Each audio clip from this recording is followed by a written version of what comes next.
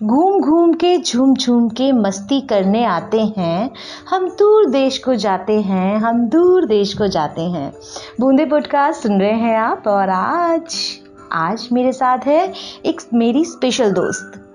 Actually बहुत दिन से वो आपसे बात करना चाहती थी, तो आज मैं ना उसे अपने साथ ही ले आई।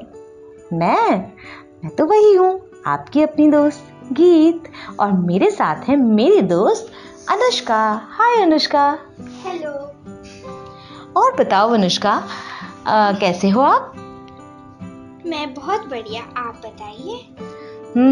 हम भी बिल्कुल ठीक हैं। और जैसा कि हमारे प्रोग्राम का नाम है घूम केतु, और मुझे पता है कि तुम पिछले महीने दुबई घूम कर आई हो, तो कैसा रहा वहाँ का एक्सपीरियंस? हाँ, मैं पिछले महीने दुबई घूम कर आई हूँ। वहाँ पर मैंने बहुत एंजॉय किया, बट इस बार मैंने यूके का वीज़ा लगवाया है, तो मैं बहुत परेशान हूँ कि यूके के वीज़ा से मैं और कंट्रीज की एंट्री कर सकती हूँ।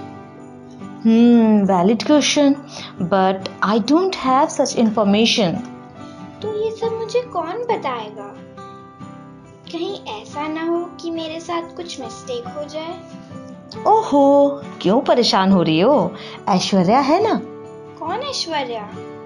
अरे, हमारी घूम केतु की घुमक्कड़ दोस्त, जो हमें घूमने घुमाने के देती है टिप्स।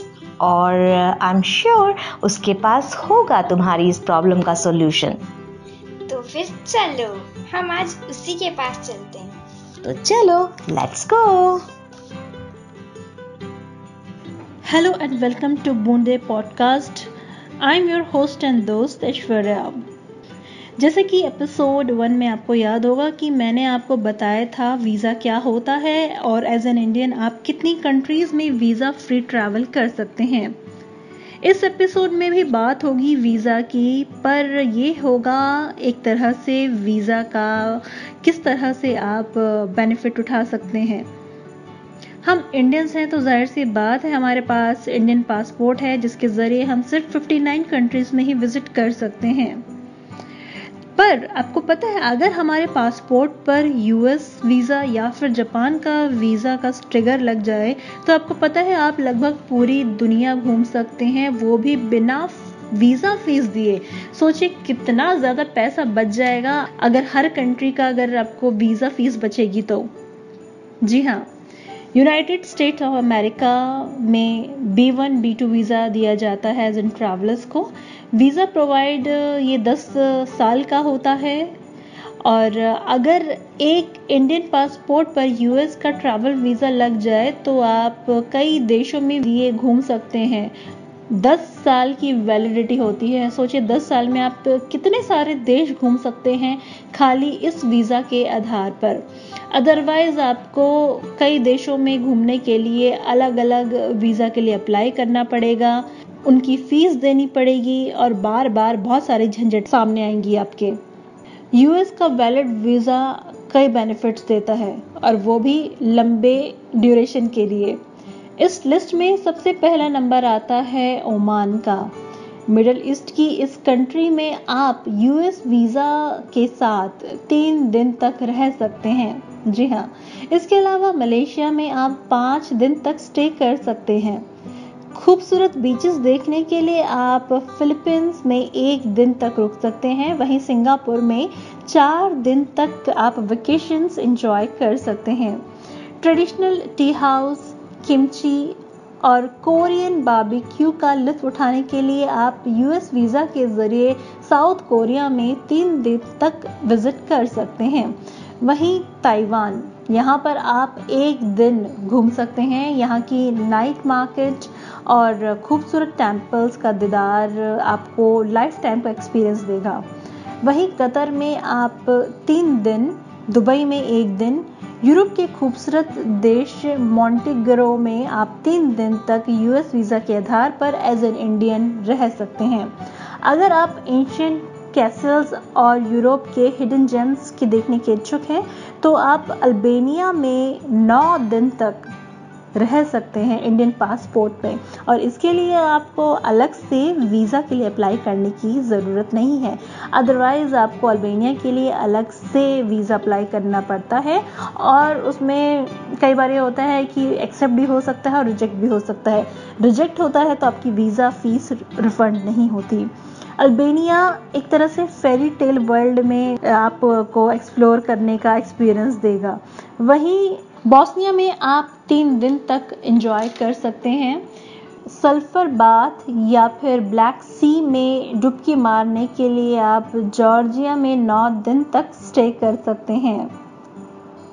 मैकेडोनिया में 1 दिन, सर्बिया में 9 दिन, टर्की में 1 महीना, मैक्सिको में 18 दिन, सेंट्रल अमेरिका के होंडुरास में 9 दिन, बेलीज में 3 दिन, कोस्टा रिका में 3 दिन, एल सल्वाडोर में 9 दिन, ग्वाटेमाला में 9 दिन, पनामा में 1 साल, क्यूबा में 3 दिन, अंजुगुआ में 30 दिन, अरूबा में 3 दिन।